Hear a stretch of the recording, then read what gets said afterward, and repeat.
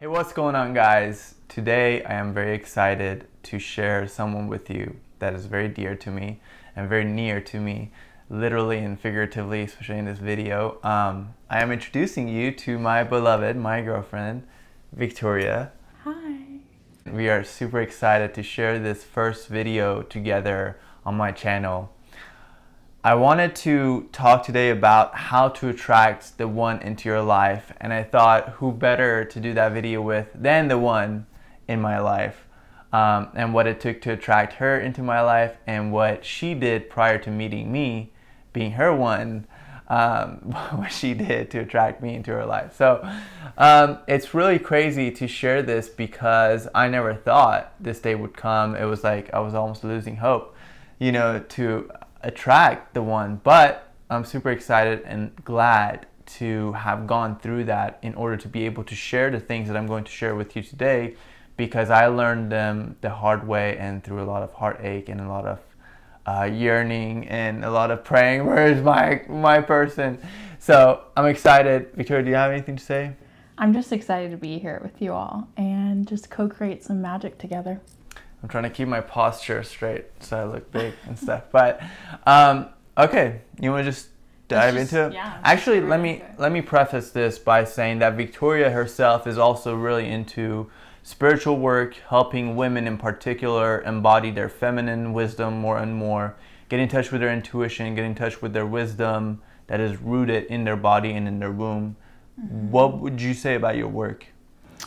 I would say I just help women embody their true essence through the modalities of masculine and feminine polarity within themselves, pleasure work, sacred sensuality, healthy sensuality, things of that nature. And yeah, really getting back into your body as a woman and embodying your divinity, basically. Yeah, it's really nice to have someone to talk about all the boo-boo stuff that I talk about. So without further ado, let's just jump right into it. 5 tips. I didn't mean for them to be 5, it just happened to be like that. But 5 tips to attract the one into your life. The first and foremost primary tip that I have for you guys and gals is to get clear about what you want in a partner. And what I mean by that is actually get clear about how you would feel when you're with them. And this was like the game changer for me, is when I wrote a letter to myself about the person that I want to attract into my life, and it was about how I feel when I'm with them. And I really described that to a T, like how I feel, how it feels to be with them, how it feels to, hang out with them, the vibration that I feel, the vibe that I feel.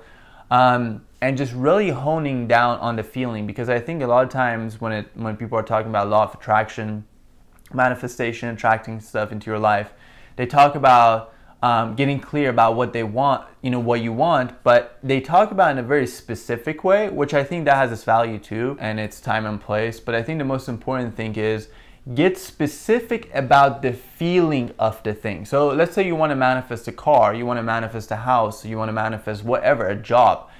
Get clear about the feeling of that thing. Get clear about the feeling of the person. What is, if your partner, what will they feel like? What are you going to feel when you're with them? What is it going to feel like to spend time with them? What is it going to feel like to build a life with them? And hone in on the feeling, because the outer exterior of that thing, of that feeling, may change and be different from what you have expected.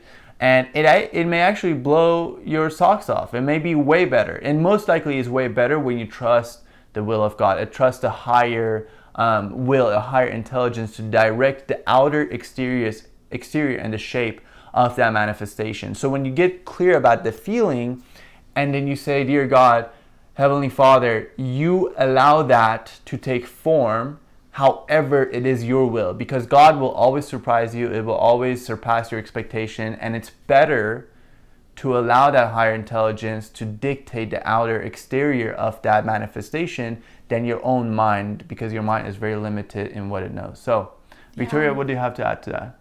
Well, I think you said it perfectly, but as always, I think just like you said, getting really clear on how you want to feel viscerally in your body. Like, Do you want to feel safe? Do you want to feel that home frequency? Do you want to feel excited, just filled with life force energy? And getting less detailed about what you want them to actually look like. Like, I want my person to have a man bun or a beard or what have you. That is really nice. That's a bonus. But for instance, for me, I never thought I would attract a Middle Eastern man. Like, that wasn't have a man bun and a beard, though. Yeah, well, that was really nice. That just naturally developed. It was a bonus. But that was never my intention. My intention was, I want to feel safe, secure. I want him to be able to lead me. I want him to embody his masculine and me, my feminine, which we'll get into later. I really focused on how I wanted to viscerally feel in every cell of my body with my person long term. So focusing less on the shell and more of the essence of your person, and being open to what they're supposed to look like, you know, and just being open to meeting new people and embracing different energies. And what's interesting to point out here is that what I was seeking me. And this is something people throw around in like manifestation community and stuff, which I don't have any problem with people wanting to manifest material things. I just think that the deeper you get into this stuff, the material actually takes a secondary role, which actually leads to a higher level of manifestation because you're not so focused on it. But I do think that when they say, a lot of manifestation channels and manifestation books talk about what you are chasing or what you are after is chasing you, right? And maybe chase is not the best word, because I talk in my 5th point about how like that chasing vibration actually deflects and pushes. Because like if you're chasing a cat or a dog, or the cat or a dog is chasing something, how often do you see them chasing something that's just standing there and just about to like be like, yeah, I want to be received by you, even though they're like after it, you know what I mean? That thing is running away as they're chasing it. And I think like nobody would want a creepy person approaching them, like chasing them, like, be with me. Well, it's just like a needy energy, yeah, right? Which we'll talk about this a lot more in depth in the 5th point. But what I wanted to just point out there is what I was doing on my own, looking for a person like this, that feels like this, she was doing on her own. It just so happened that like the timing was perfect, but this is how it happens when you trust the will of God, when you trust God's timing and the divine laws, and you take it out of your own hand and control to manifest it, and you allow it, God, to manifest it. But you get clear about what you want. It's kind of like I was watching Harry Potter. I was watching Harry Potter for the first time. I watched all 7 movies. I finally got him. And it's her favorite book. And one thing I loved in the 7th video, or the 7th movie, is that they talked how the sorting hat that chooses what house you end up in takes into consideration what you want. Your intention. But it chooses the higher path for you, but it does consider what you want. Gryffindor! And I think manifestation, especially when you do it in this way where you put it in God's hands, there's a line in the Course in Miracles that says, I place the future in God's hands. And basically what it means is surrendering your control of how it will look like, and trusting that there's a higher intelligence that knows a lot more than you, and that it knows who is simultaneously working on themselves as you are working on themselves. I didn't even know you exist, right? Especially I didn't know you exist in Tulsa, Oklahoma, which is where we live, which is not a huge place, you know? Yeah. And it doesn't have like, it has a lot of conscious people, but not like conscious and like in terms of like calling themselves conscious, you know? Our age group as well. But I think PJ's main point is basically surrendering, right? Surrendering to the will, surrendering to the highest good, having the intention, and letting go of how that's actually going to play out and look. You know, it's that whole phrase, you know, trust the process. Yeah. You know? Believe in the potential, but leave the actualization to God, to a higher power. Yeah. But you do your part though. For sure. It takes two to tango. Yeah. Like it's like 50-50. God does half the work, you do the other half. You know, because I could say, hey, I want a new car. Okay, but what are you doing to to like obtain that car? Are you saving your money? Are you investing your money? Are you getting clear on how you want to feel in the car? You know, all these different things. Are you taking any actions in the direction of that wish? Yeah. Because I wanted a partner, but I was going on 0 dates. I was like isolating myself and in hermit mode in my house. Yeah. And I was like, God, where's my partner? I know, God's like, what? God's like, dude, you gotta help me out a little bit here. Yeah. And this is actually what made sense to me. I always think about life as a video game, and I used to play a lot of video games. And in Grand Theft Auto, if you use a cheat code, like if you put the cheat code for a tank, and you say spawn tank, it literally drops it out of the sky. The moment you finish entering it, like a tank drops in the middle. No matter where you can be inside a building, the tank just drops out of the sky into that building or whatever.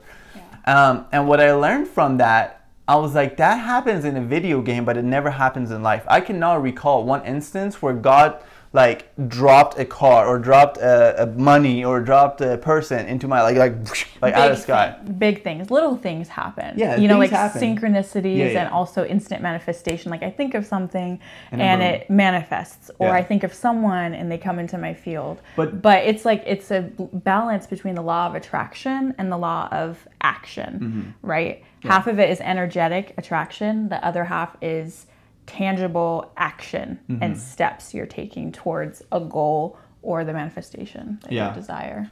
Which is super important. And for me, just that visual of things literally dropping out of sky, like I was like, how chaotic would it be if I dream about something or pray about something and in that instant it just falls out of the sky? Like if I just like say, dear God, I would want to meet my person, and then you just plop out of the sky. Like, you know what I mean? That vision really helped me because I was, as a type 9 on the Enneagram, I was out of touch with my own ability to take action and bring about desired result in my life. So combining that element of action with divine wisdom and guidance, so getting that guidance, expressing what you want to the universe, to God, receiving guidance from it, like it says, go here, say yes to that invitation, follow up with that person. These are all intuitive nudges that you receive when you connect to that, and you can connect to it through prayer, meditation, etc. But when you receive that, act upon that, and I was missing the element of action. So I think for point 1, just to wrap it up, this is good, but the whole point was get clear about what you want, but get clear about what they feel like, what that person feels like, not the outside exterior. Yes, for sure, 100%. Do you want to say anything about values? Because I know you talk about that. Yeah. So I don't know if you want this to be point 2. Well, I want this to be a part of this because you want to get clear about how they feel, but you want to get clear about your own personal, non-negotiable values in life. Yeah. And to me, like this really goes back to like what I think I did, and it helped me out, is like writing 10 values on a piece of paper that I was like, if I lived my life by these 10 values, at the end of my life, I would be happy that I did so. Yeah. And when I got clear about that, it was like clear to me what values matter to me, so that the person whom I manifested into my life, I want them to have the same values. Yeah. And so getting clear on values, like what that looks like tangibly, an example is like for us, both of us before we met, we both really valued our connection to source, our connection to God, to the universe, whatever you want to call it. And that was paramount. We wanted to be able to talk about divinity with one another and experience divinity through one another. And so that's a non-negotiable value, Like if I was trying to be with someone who's an atheist, that would not work for me, like at all. We're just not in alignment value-wise. Same thing with, we have similar lifestyles. Right? Like we both like to meditate. We both like to read books. We both like to move our bodies. We both like to do all these similar activities and ways of being and lifestyle in the world. And those are non-negotiables. But also a caveat to that is being open, because one of my values was boundaries before I met PJ. And he had no concept of what boundaries were. He was like, what? As a Enneagram type 9. What you mean? What you mean you can say no? Yeah, he had no concept that you could even say no to people. He's very people pleasing, and he really emphasis on was, and he's really healed that so much since we've been together. And so I had to teach him. He was open to learning about it and implementing them, and it took some trial and error. But that is a non-negotiable for me. Like I have to have a dude who can be able to say no and set boundaries with people, with his business, with even me, be able to say no to me, and create that security and that secure relationship container through boundaries and be able to say no, and create that, safety. So values can be taught. So getting clear when you're dating someone, like, are you open to this idea? Are you open to learning more? Are you open to embodying this, exploring this? But yeah, non-negotiables, like polyamory versus monogamy. That's a pretty that's a big, huge value. Yeah, religion, like we were talking, atheism or whatever. Yeah. So yeah, those are huge things. And and a lot of times values get revealed to you as you go throughout life. I don't know where I heard this, but it was a good point about values, that values are so inside us that a lot of times they are beyond verbal. And it's situational. You don't know you have this value until you're put in the situation. And that's why being with someone for a while, getting to experience all these different facets of them and how they react in situations or under pressure, under stress, or when they're sick, or when something shit hits the fan. So, yeah. We don't cuss on my channel. I'm just kidding. No, but Shizzle hits the fan. But no, one thing I was gonna say, that's exactly it. And it's like these values are a lot of them are pre-verbal. They're not verbalized yet. Yeah. And the way you realize that you have a certain value is when that value is trampled upon. Or challenge, yeah. Like somebody's stepping upon. So, and in the example, this person, I don't know where I heard this. If I find it, I'll link the video or whatever it was in the description. But they said that, like, it's like this. It's like you have a certain value that okay, so let's say you're in line. You've been waiting at a grocery store to check out, and the line is long, and you've been waiting for like 15 minutes. Then all of a sudden somebody walks in and like completely cuts in front of you, disregards the line and tries to get in there. You feel pissed off. Why do you feel pissed off? Because there was a certain value inside you that this person just trampled upon. Mm-hmm. Is that the right word, trample upon? Yeah. Like, or like disregarded. Disrespected, whatever. But you didn't even know, in a sense, in a verbal way, what your value is. Mm-hmm. But it's like the value is in this country, in this part of the world, at least. There are certain parts of the world where I grew up, people like respected if you cut the line. Like, wow, that person's badass, how well they cut the line. But, like, in this part of the world, in the United States, at least, people value waiting their turn. But that is a value that is beyond verbal, right? And as you go through life, you got to really pay attention to the contrast. And a lot of people say, in the spiritual field especially, that the contrast that this earth realm provides us with, like, oh, I like this and I don't like that, or like I experienced something, I really didn't like that, but the fact that I didn't really like that clarified what I actually do like. And that's what happens when you date too. Yes, absolutely. That's why it's so important to meet new people, try different things, get into different environments. Mm-hmm. Because you figure out what you do and do not like. Like, I dated an atheist. I was like, that's not my cup of tea. Exactly. Or like, someone who just doesn't align with me. And I'm like, perfect. I know what I don't want, so I want the opposite of that. Yes, it helps you gain clarity. And to answer, a lot of people say this too, it's like one of the best ways to answer what do you want in any area of your life is to answer what you don't want. Because a lot of people have an easier time knowing what they don't want rather than what they do want. So going back to this concept of values, negotiable and non-negotiable, get clear about what you don't want. Like, I really don't, like, let's say if you're like a devout Christian, I really don't want to be with someone who's not a Christian. Yeah. Or like, I really want children. I couldn't be with someone who didn't want children. Right. That's a great example. Yeah. That's a pretty basic foundational value of, or where you want to live, or, I don't like to go out a lot, or, things like that. Lifestyle, but also thinking in the future too, not just like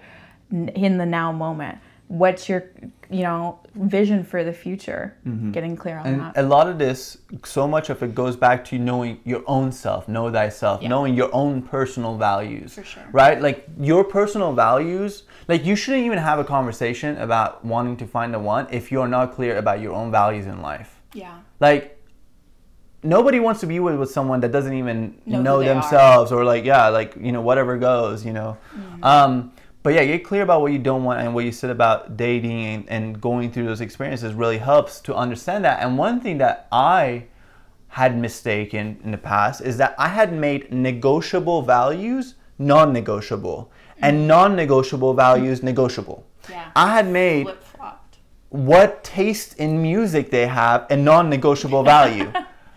For me, I was into raves and stuff back in the days. And so I was like, the person I'm going to end up with has to be in the rave, in the rave scene, or like into EDM. Whatever. Spoiler alert, I'm not into raves. Yeah, but that was a negotiable value. My music taste has changed. I don't even listen to that stuff anymore, right? Yeah. So that's a negotiable value because it changes over time, and even a non-negotiable value could change and alter in some ways, But that has changed, and I have learned from making that be a non-negotiable and getting into relationships based on that premise. Like, oh, we have the same taste in music. This is going to lead to a great relationship. You know what I mean? Like that's good for a short-term connection. Yeah, exactly. But long-term, longevity-wise, it's these like root foundational values and ways of being in the world. You could think of like even Maslow's hierarchy of needs, if you're familiar with psychology, or the chakra system, like these very basic, how do you deal with money? What do you like to spend money on? What's a non-negotiable in relationship with money? Do you want someone who saves, or who probably doesn't really like to save, likes to like live in the moment, or a balance, and what they like to spend their money on? Is it experiences? Or is it like actual items? So that's another example. 100%. Yeah. I think we can wrap it up for this point. We're just so excited about self-knowledge, working on yourself, improving yourself. And honestly, I think that's what brought us together. From our first meeting, it was so clear that we are different in that way. And that was like it was like a shock to both of us. Like, oh, you've read that book? Like, you read a book? Who reads books? You know what I mean? Or like, that person on YouTube? You know what I mean? Like, it was like, for me, it was really cool. Yeah. It was finding this common value system instantly the first time we met. Yeah. We were like, oh, we both really value intaking knowledge and self-development and growing and evolving. I did such it was silly, but it worked. You were I was trying to prove to her that I'm into like learning and reading and like growing and working on myself. So I was trying to prove that to her, and I was like, think quick, show her your Audible library. So I pull out my phone and I'm like going through my Audible library. I'm like, look at all these books, and you gave me no reaction to it. But later you told me it actually worked. It did. It's mind blown. Yeah, he was coming on to me so hard that I just immediately went into my masculine, because it's a way of testing and vetting someone too as the feminine, which we'll explain later. But I was just like very stoic, very masculine, not letting on, and I also just wasn't fully conscious that I was into him yet. But once I saw that we were aligned, even in terms of books and mentors and guides, I was like, wow. That was a big deal though. Yeah, we have like the same teachers. Yeah. And I was like, wow, someone my age who values these things. Wow. It's like, so cool. It's gold. Like I struck gold, and vice versa, I'm sure. Yeah. I struck diamond. All right. Point number 2, work on yourself. And let me explain what I mean by that. You got to ask yourself, if the person that I'm into would be into me. It's like, because a lot of times we think about who we want to be with, right? Oh, I want to be with a person that's like this or that, or feels like this. Well, ask yourself if that person would want to be with you as you are. If you were to even encounter your dream person on paper, had all those qualities, like would they even be attracted to you? Would you even be an energetic match for them? Now, let me get into this and break it down, because this is crucial to understand. It took me a long time. Because like attracts like. But we'll get to that actually in a different point. Yeah. Oh, okay. I actually put work on yourself in 2 points. I just changed the title. Nice. But I just feel like it's so important. So let me explain this and break it down in a way that I understand and in a way that helped me. On a spiritual level, you're already absolutely worthy. You don't have to do anything to be worthy. The good news of God, and they say the good news, the good news is that you are loved no matter what. No matter how perfect you are, how well you perform, nothing like that, you know. Yeah. Just because you are, just because you exist, you were created by the God of love, and that love has extended itself into you. So now here you are, and by the just the mere fact that you are here, you are loved. That is the good news. You want to tap into that and sink so deeply into that love that you are becomes your whole being. You don't feel like you're unworthy. Like, you know, when you feel unworthy, that's a lie. That you're just whole and complete and unconditionally loved. Unconditionally loved no matter what happens. And this takes a lot of us. This should be natural, right? Yeah. But we live in an unnatural world, so therefore what should be the most natural is the most unnatural for us. Like so it takes some time to, like the Course in Miracles says, remove the obstacles to love, because we are all love and we should feel that all the time. You know, like for me, when I close my eyes now and I breathe, like I feel that love. But that took, just that simple experience took a long time, 5-6 years of meditation, prayer, dedicating myself to removing the obstacles to peace, the illusions that I had about myself and my worth. Mm-hmm. Removing that, it took a long time. It took work, and it took discipline and dedication. And that's what we had in common. Yes. Right? Because we were both doing the inner work, you know, exploring who we are, what issues we have, why we have them, how to remedy them, how to heal ourselves, how to love ourselves, so that when we meet someone, that love is just mirrored back to us, and it's effortless.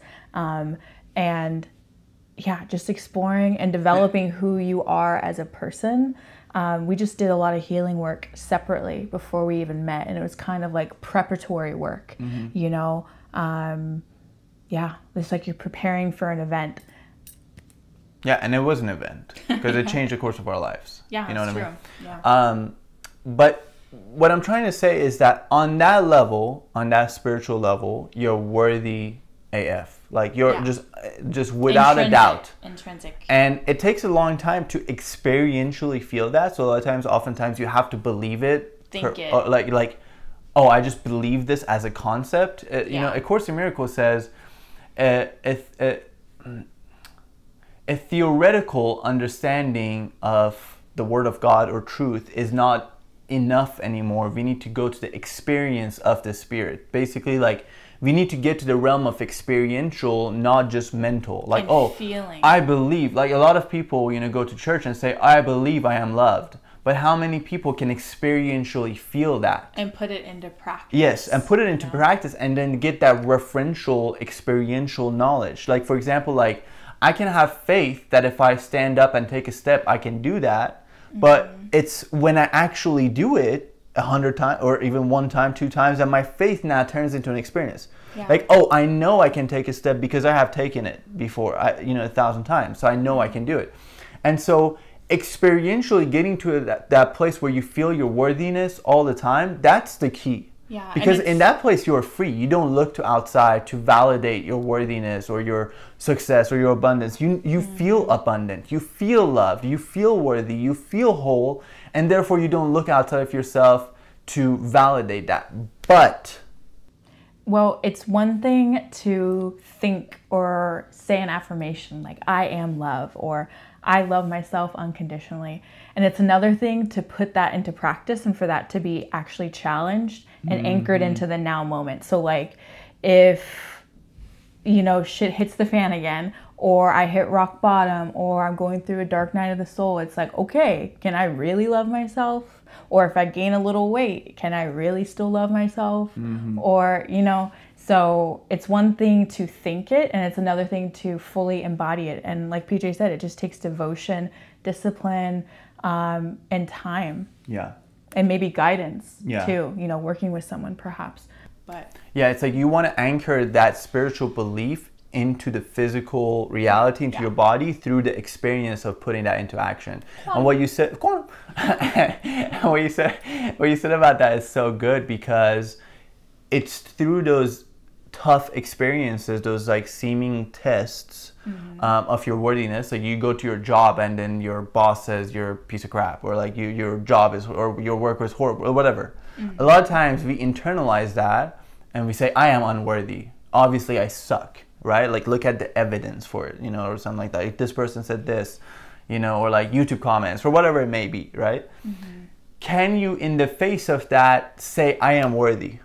And feel that and really believe that. And like, it's like, for me, the job of I'm a student of Course in Miracles, so I use that language a lot, but like the job of the miracle worker or the job of the teacher of God is to believe in reality and in truth, even when it's hard. That's what Jesus did. Jesus said, forgive them for they know not what they do, when in that same moment as they're killing him, could have been like, F these people. I hate them, you know what I mean? But he was like, their truth is that they are loved. They are an extension of me. We are one. Yeah, they've just forgotten. And they've forgotten. They can see that. Otherwise, why would they want to kill themselves? You know what I mean? They're hurting themselves. And so it's like, he saw that and he maintained that even on the cross. That's what makes him a master teacher for all of us. It's like, can you be in Auschwitz and be loved? You know, like, you know. Can you go without running water for 3 days in a row and still love yourself and your partner? Because we went through that and we were like, damn. It was humbling. And then I was like, how did people do Auschwitz? You know what I mean? Or like, I don't even know if you can't say that on YouTube anymore. But anyways, it's challenging. Well, so I want to mention something too. I keep getting to this but point, but keep it. But I love what PJ said about tests. Because whenever, and I probably should have mentioned this in the first point, but oh well, we can maybe edit it. But God or the universe, once you get clear on those values, the non-negotiables will test you on those. In my experience and you know, my clients' experience when I work with them. So say I, like I said, really want a guy who embodies his masculine and can make decisions. So I manifest that. I meet a dude who embodies that, but he is an atheist. That's part of my values and non-negotiable. I want someone who's spiritual. So am I going to settle, even though he has everything else I want, except that one big caveat and kind of crux? And it's a test of worthiness and also patience and faith. And trust. Yeah, trust and faith. So if you say no to that, in my experience, like I said, everyone else's I've encountered, God is like, okay, I see you. Your worthiness is calibrated to where it needs to be. I'll deliver the actual blessing and miracle to you now. You've passed this test. And it's not a test as in like a mean way, you know, or a perfectionist way. It's just like, let's see where you're at right now. Okay, your worthiness isn't where it needs to be. Maybe you need to learn a lesson with this person you've manifested that isn't your person yet. But yeah, these little tests will come through. I call them like shiny dangling carrots. God will like dangle, like, are you sure you don't want this? It's almost what you want, but not quite. So that's really important. It's like this. It's like, they're not tests necessarily, but they're resistance that you can use to get stronger. When you go to the gym, what the gym provides is weights, right? And the weight doesn't lie. When you get underneath a 135 pound, you know, barbell or 185 or whatever, it doesn't lie where you are. But when you maximize, let's say, push-ups, you do enough push-ups and you get comfortable doing push-ups with your own body weight, then you need more resistance to get stronger, right? And the gym provides that. So nobody and it's, in a sense, it is a test, right? But through pushing against that resistance, we get stronger. Now, that's a whole different topic too, like what resistance you want to push against, what resistance is a sign that you need to back off of something, it's not working out. But these tests that you're saying is, this is a test of your faith. This is giving you a resistance that you can test your faith against, push against it, and learn how to actually have faith, actually trust, and actually believe in that worthiness. Anchor into your worthiness. Like, I am worthy of someone who has everything I desire. I don't have to sacrifice anything. I can have it all, and I deserve it all. I'm worthy of it all. And that person will come through at the right time. Now, but I get that back to PJ's point. I wanted to say all that, talk about that for so long because it's so important. It took me so long to get to and believe I am worthy, believe I am loved, believe I can do, you know, these things, whatever. But it took me a long time. That's why I wanted to emphasize that first and foremost. But say work on yourself. And what I mean by that, and the reason for that is, in this 3D, third dimensional physical reality, appearances still matter, at least at first. And at first sight, first impression, right? So if I go into a job interview, I may be the best candidate for this job. Best personality, best skill set. I may be able to help them a ton, be friends with the coworkers, boss could love me, but I'm going to a job interview, right? I show up to the job interview in my underwear. Do I even get a chance to get to that second interview, to get to that job and show them and bring that value into their life, share that worthiness that I am with them? Do I even get to that stage if I mess up that first physical impression? No. You know, there's not a single time that I can think of that you can show up to a job interview in your underwear, unless you're working for certain companies that I probably, you know, don't want, work from home. Yeah. But you show up and they're like, you know what? Let's really get to know this person. Despite the appearances, let's really get to know their heart and who they are. Like, no. Well, I think it's just about putting effort into yourself and into your self-development. Yes. And the energy you evoke, you know, like, say you want someone who's self-confident. Like, I want a partner who is very self-assured, who can handle themselves, carry themselves with confidence. But are you confident? You know, have you developed that confidence level to be an energetic match for them? Yeah. So when you work on yourself, physically, mentally, spiritually, every possible way, emotionally, all of it, psychologically, because that was a big one for me. You know, through like therapy, Enneagram, things like that. You work on yourself.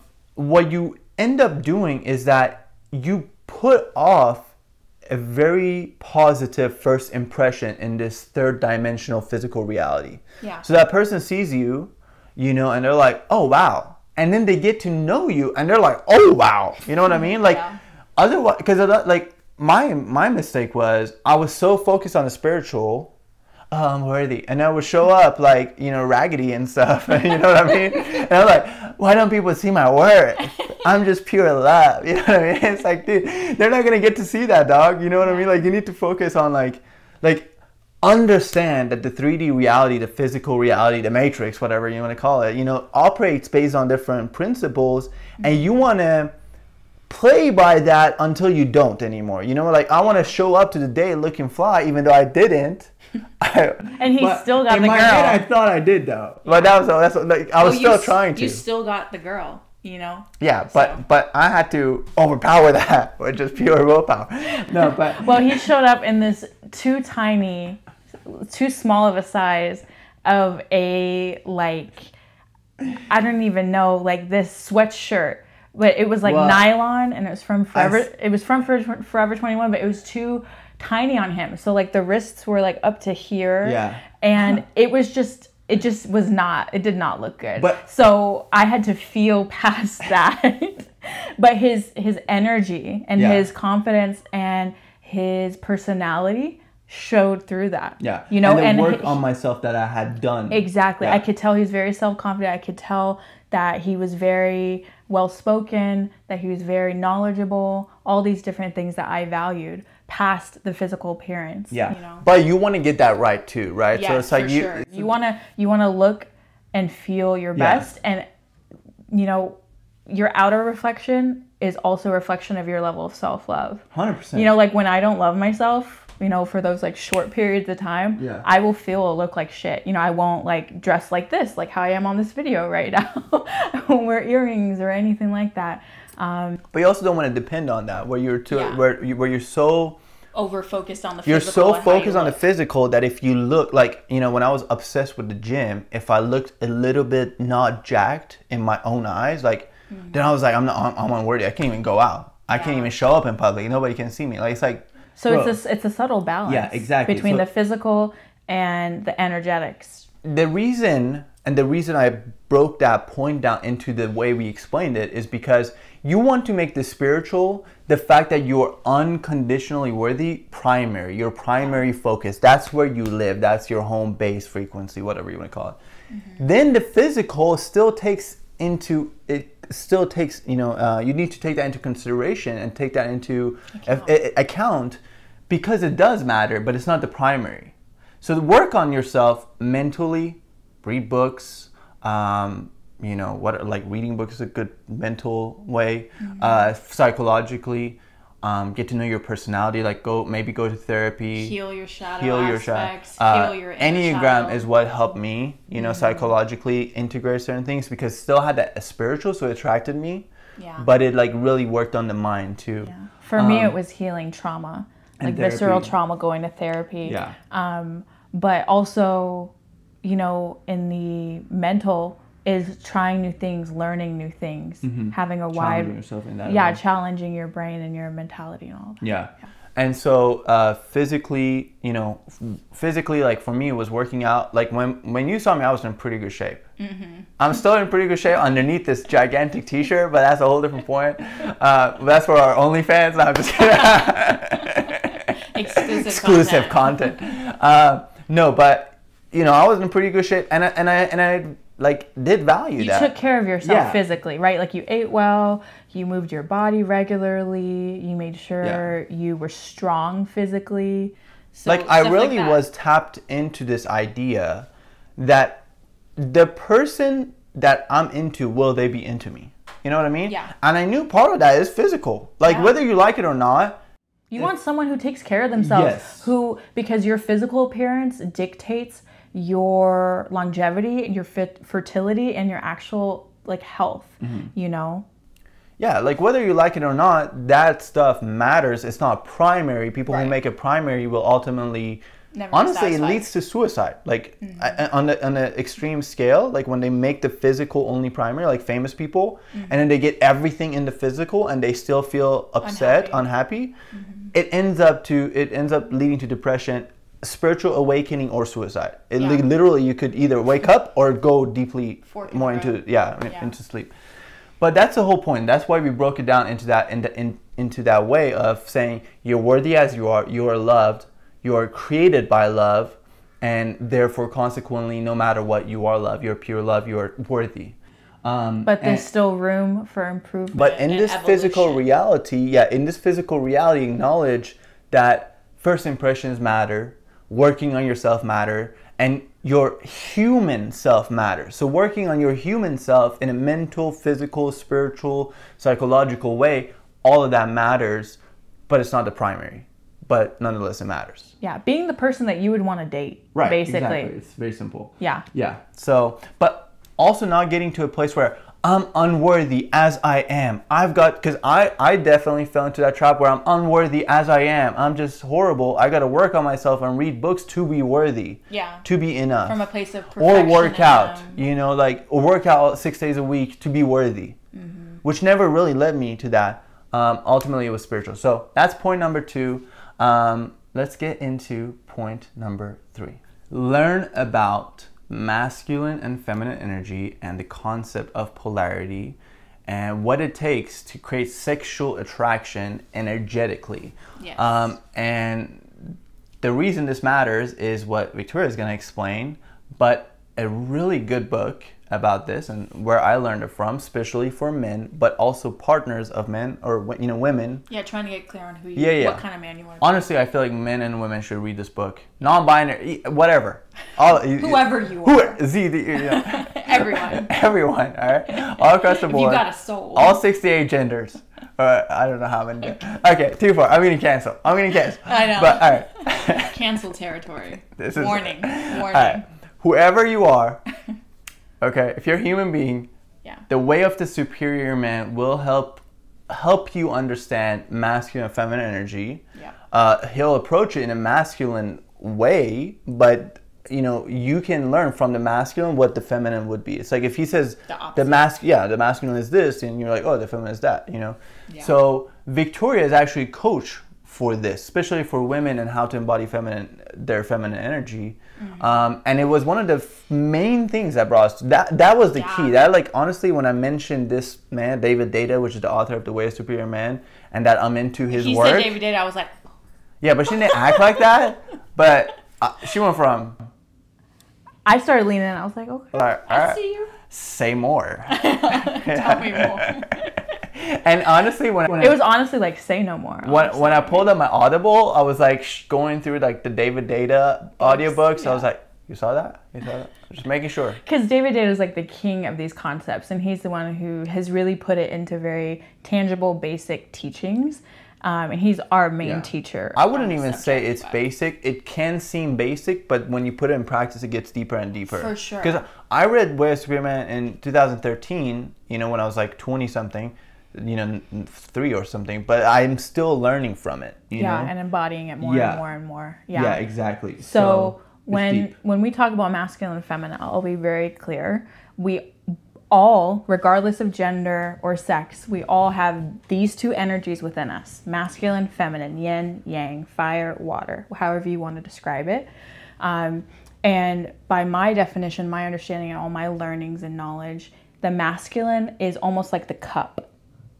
It's the structure, it's the container, it's the stability. And the feminine is what fills the cup. It's the energy, it's the literal water in the cup. It's the life force energy, it's the play, it's the flow, it's the intuition. And the masculine is direction, focus, very structured, stable. And you can also look at the masculine as being consciousness itself and presence. God. Yeah, and being the witness. So the feminine is I'll say the masculine is the observer, the witnesser, and the feminine is the observee, the one doing the things, you know? Mm-hmm. So like I said, we all have both of these energies within us. It's about the quantity and the level. So you can be a masculine dominant female, like I was years ago, and you can be a feminine dominant man as well. But it's about maintaining and cultivating this inner union within yourself between those two energies. And then seeing that mirrored externally in a partner in the future. So ideally you want to be able to dance between these two energies within yourself. So for instance, in my business, I hold a lot of space for women. I'm the masculine. I'm the witnesser. I'm the container. I'm the safety. I'm the security, as they're being in their feminine, as they're exploring, as they're healing, as they're crying, as they're, you know, all their emotions. And I'm the space holder. In my relationship, my goal is always, more often than not, to be in my feminine, to be the one who is the energy, the life force. Not that PJ doesn't have that, but him being the structure, him holding space more than taking up the space. So yeah, that's just like a basic introduction. I also have a quiz, which we'll link below in the description, to find out if you're more masculine or more feminine, and then really easy ways to heal that. Yeah. Which doesn't come across often in this video, that I'm the one that holds space, and that's because I'm like talking my head but off. this is like the situation, you know? But So. this is me experiencing and putting my feminine side into practice. So like, so the teaching and the words and the flow of energy, that would be my feminine. And then when I get here and sit here and get present and still and listen to you talk, I'm being my masculine, right? Yeah, and you can even also think something really basic too, is looking at our genitalia and anatomy. You know, like the masculine is very penetrative. It's very outward. And it goes out into the world. Yeah, it's outward and energy pushing. And the feminine is receptive, right? Like even if you look at our holes, you know, I mean, like we receive energy from the masculine when we're penetrated. And, you know, it's the same thing, not just physically, but also energetically and emotionally too. Yeah, so the way you want to think about it too is like radiative and receptive. That's something my Qigong teacher often says, you know, Tom. Which if you're interested in learning about Qigong, which is something I practice and love, and it really helped me understand yin and yang and masculine and feminine energy through exercise and movement. Through the body, Through the body, which is so important.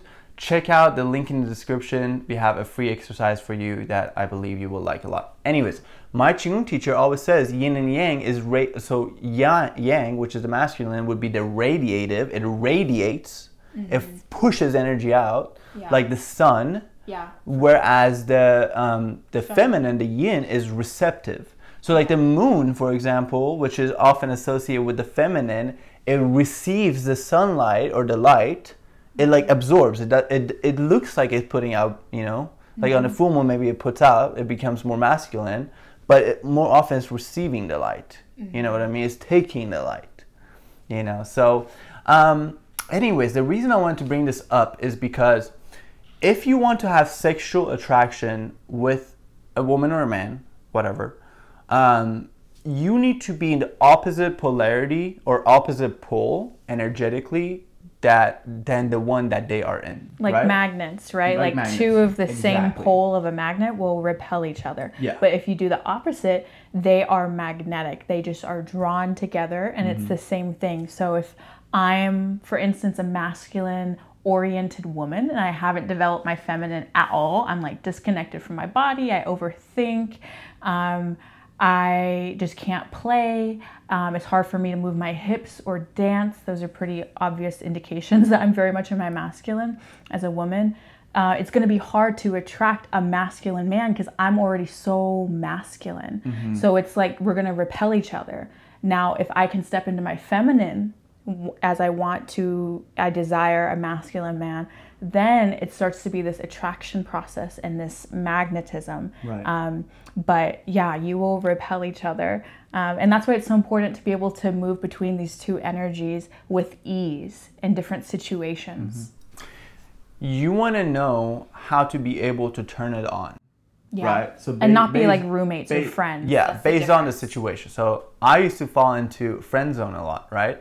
Which is why I got into learning a lot about this stuff, because I had immigrated from a different culture into this culture, and so a lot of things were different. Like in the culture I grew up in, if you like just shower her with compliments and just like buy her stuff when you barely even know her, that's like, she's like, oh, I'm in love, you know what I mean? But it doesn't work like that here, you know? And so I was like, what the heck is going on? Where they're like, oh, you're like a brother to me. I'm like, I'm not trying to be your brother, sis. You know what I'm saying? You know what I mean? But anyways, that's because he hadn't developed his masculine yet. Especially his primal masculine. But it wasn't even that. It just like, I didn't even know what I'm doing that's causing that effect.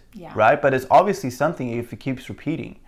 And so for me, realizing that sexual attraction takes these poles, right? And you can learn how to turn it on. For example, you go into a situation and you want to attract a person. Let's say you're on a date, right? And you have your natural essence. So for example, one man can be more naturally in their masculine essence, right? Like you can think of that stereotypically really well. It's like someone that's just like a military guy, like someone who's very, like stereotypically, right? Like a very masculine man, or like MMA guy. Okay, like that's a good example. Fighter, you know, like warrior. Fighter. You know, yeah, like a man that just wants to do that. Very masculine. So you can naturally be a man in his masculine. Naturally, that's your thing. But you can still step into that feminine energy. Like that same MMA fighter may go take a bath. And relax. And let go. Or he can really move his hips and dance slowly, you know, or he's in touch with his emotions and can articulate how he feels in different situations and not lose himself in the emotions. Exactly. So that's a point I wanted to make where you have your natural tendency, your natural essence, right? So simultaneously, you can be a feminine more in the masculine naturally, which you said you were, you know, you can be a man more in the feminine naturally. But you can learn how to turn it on in different situations to get different effects, right? So friend zone happens when I am interacting with a feminine girl, a girl, you know, I'm straight, so I'm into women. So a woman who is in her feminine. Then I come in and I am relating to her as a man, but in my feminine. So I'm relating to her. I was like, oh my God, then what did he say? Oh no, he didn't say that. And like emotionally talk. And then how does that make you feel? Oh, you're heartbroken? Oh, I feel that too. I would be heartbroken. That's a very feminine interaction. That's like me a girl hanging out with her girlfriend, right? Like, oh, he said that? Oh my God, how? How do you feel, honey? You know, like that's a very feminine interaction. And masculine would be more like, honestly, more listening, maybe, right? But more like presence and space holding. But also like being able to speak your truth, which is a masculine quality. Like, I don't want to hear about your relationship nonsense, to be honest with you. So I'm going to bounce. I'm going to go hang out with my buddy John. You know what I mean? Like, which is a boundary setting. Boundary, that's already a masculine thing to do, set a boundary, but also directly speak your truth. Like, be direct. That's what the masculine is. It's penetrating, it's direct, it's forward focused, it's linear, it's structured, you know? Yeah. But you can create sexual attraction in a situation, if you wish to do that, in a situation by understanding the polarity. So you go to a date, and in this situation, let's say you want to be attracted, you don't want to be friend zoned with this person. So your intention for going on that date is to meet a significant other, meet a person that you want to be with intimately, right? And sexually as part of that. So you want to be able to like turn it on. So if I go to a date, and my natural tendency is to be in my feminine, as a man, to be in my feminine, let's say, which I'm actually really pretty balanced, I would say. We're both I've just learned how to like, you know, dance between them if needed. But let's say in that situation, I'm in a date and the feminine, the woman that I'm with is very much in her feminine. I know that the way to turn on this woman is to be in my masculine, right? So learning about what those masculine qualities are, what ways of being, you know, and behaving radiate that masculine energy. Like, for example, when I met her, I was intentional. I didn't even know what she's into. I didn't even know about our, you know, you knowing about David Data, whatever. But I was intentionally showing up to be in my masculine. So I remember there was this setting where they brought the tea, or like they were close by bringing the tea or whatever it was. And I grabbed the teacup, I put it down for her. I poured her a tea, like directed the whole thing. I grabbed it for you, I brought it for you, I poured it for you, and directed the whole situation, you know? Another example too is when we were gonna go on our first official date after meeting in a group setting, and he wasn't like, oh, where do you wanna go? He was like, okay, let's go to this coffee shop at this time and we'll meet there. He wasn't like, what do you want to eat? Where do you want to go? Making me be in the masculine, making me lead, making me point the direction. And that's a really easy way to be in the masculine, is just decision making. That's a really good way. It's just to lead your woman, you know? But she has to be okay with being in her feminine and surrendering enough. And trusting that guidance. Yeah, you had to have passed enough of the tests of the feminine as a man for her to have built up this necessary trust enough to surrender and trust that you're going to make the right decision and it's going to all work out perfectly, and there's safety in that container, in that structure. Yeah. And I was assisted in that by that time because I already knew what you're into. So I was like, she'll know my game. You know what I mean? Like she'll know, you know, like she'll know if I'm being, I wanted to manifest a partner who in the relationship wanted to be in their feminine. That's very important, right? I knew what my intention is with that. Like going back to the first point, I wanted her to feel feminine. Now keep in mind, Victoria's natural tendency for most of her life was to be in her masculine, right? And a lot of times situationally we end up getting put in these poles, but it's not the pole we want to be in. So let's say you grew up in a tough environment, you had to be more masculine, you had to be more tough.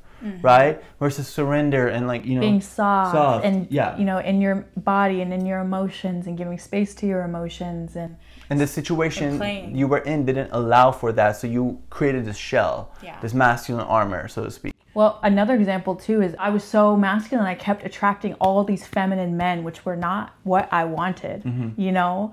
And I was like, why does this keep happening to me? And eventually I figured out it's because I'm so masculine that whoever is in my field, in my space, has no option but to be in their feminine. But that's also what I'm naturally attracting, like a magnet, because I'm so masculine. I attract feminine energy. I attracted all these men who were like man children, as I like to call them. They weren't sovereign men. And so I had to really work on myself and cultivate my feminine. and make that be my default setting, especially around men, and especially when I'm meeting new people, so that those people naturally gravitate towards me, the masculine men. And a lot of masculine women need, let's say, a masculine woman that actually deeply desires to be in her feminine. Yeah, what that woman most likely requires is a man that overpowers her in masculine. Yeah, he can like out masculine her. Yeah. You know, like his masculine is stronger than hers, so that she can relax. Mm-hmm. She's like, okay, you're strong enough. I see you. A good example of that is a very, very tall woman, right? If it like Hagrid and Harry Potter, you know, Hagrid is a giant, right? And like the woman that he was into was also very, you know, was a giant herself too. Yeah. And not giant in a derogatory word, like they're like the giant, actual giants. Yeah, in a race in that movie. But basically, she's already so used to being more overpowering than other people. But Hagrid comes along and he's bigger, at least, you know, energetically, you know, maybe he's a match for her. Yeah, he's a match, and he overpowers her masculine so she can relax into her feminine. Like a lot of times women who are very masculine look for a partner and they're like, dear God, you know, I wish I can meet a guy that like is more powerful than me in that regard. Or as powerful as me, because we've gotten so good in this modern day and age, like post third wave feminism, of being so masculine, that we can out masculine men as women. And so it's about, and we also simultaneously see this lack of conscious, healthy masculinity in men. And I always say toxic masculinity is this actual absence of masculinity that creates that toxicity of the healthy masculine. So that's you end up with man children, and all these things. So you want someone, as if you're a masculine woman, someone who can out masculine you, who is your equal, who is just as powerful as you in your masculine, who has developed their masculine just as much as you, so that you can sink into your feminine. And it's the same thing for men too. We all need to be balanced and developed in these different energies, because if not, a lot of issues start to manifest physically, emotionally, spiritually. If you're too masculine for years and years and years on end as a woman, it takes a toll on your body, it takes a toll on your womb, it takes a toll on your skin, your youth, all of that. And your relationships, you know, not having fruitful relationships. And the same thing for men. You see like 45-year-old men who are like still single, who are man children. It's for a reason. They have never developed their masculine in a healthy way, or been shown an example of that, or been taught. Or maybe they're consciously choosing to be single, which is a completely different place to come from it. You know what I mean?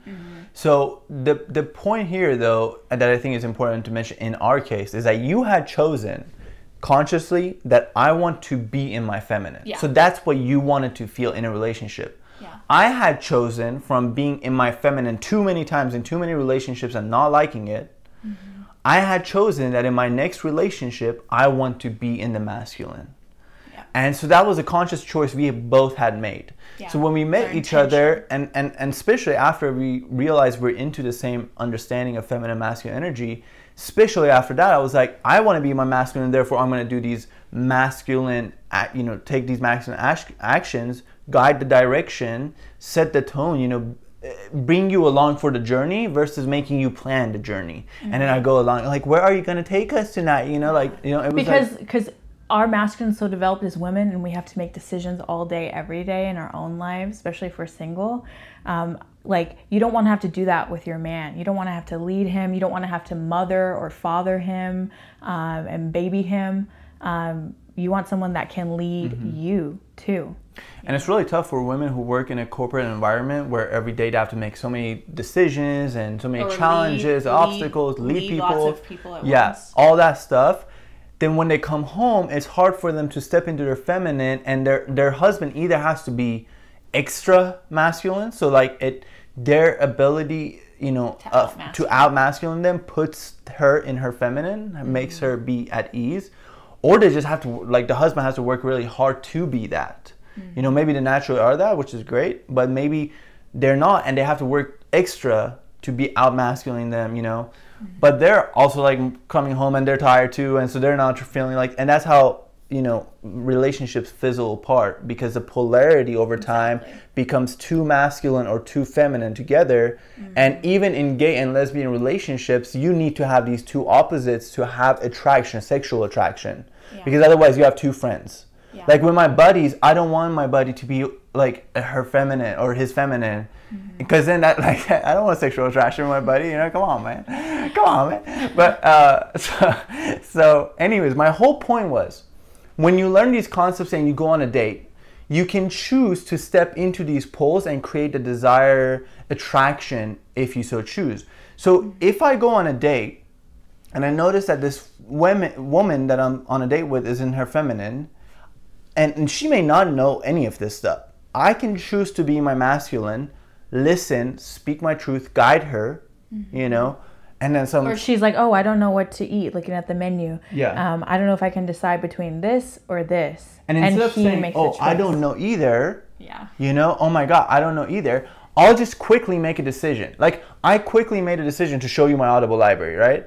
I could have been like, like, I don't know. And be sitting there in your head thinking about it for the next 10 minutes. So I quickly made a decision, and I've practiced like listening for guidance and getting direction that way anyway, so that's a whole different story. But like, I'm able to make quick decisions now because I'm tuned into like guidance. Like, I can pray real quick, guide me to like, what should I do, and guide her. So in that situation, by being able to step in that pole, I can create a situation where sexual attraction exists, and that was a conscious choice.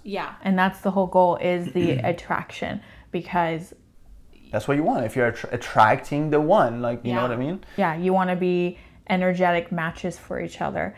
And nature itself is always going to want to balance. Like, that is the whole goal, and that's reflected in us. So we're always going to seek this union, this balance within and without. So what is internal, a lack of balance or balance, is going to be reflected externally. If I'm imbalanced only in my masculine as a woman, I'm only going to attract feminine men. And maybe that's what I want. Maybe not, though. Most women, it's not. Honestly, our truest, deepest desire is to be in our feminine, be able to relax, be able to play, be able to be in our emotions, be able to be in our feelings, our sensations, our pleasure, and have someone witnessing us, someone holding space for us, someone making us feel safe and secure. The feminine wants to be seen. The feminine in all of us wants to be seen, and it's the inner child. The inner child, children in general represent the feminine also, because they want to be led. They want to be guided. In the moment. And they're always like, "What is this? What is that? What does this mean?" You know, they want to be led. They want to be directed. They want to be shown. You know, and they're playing. They're having fun.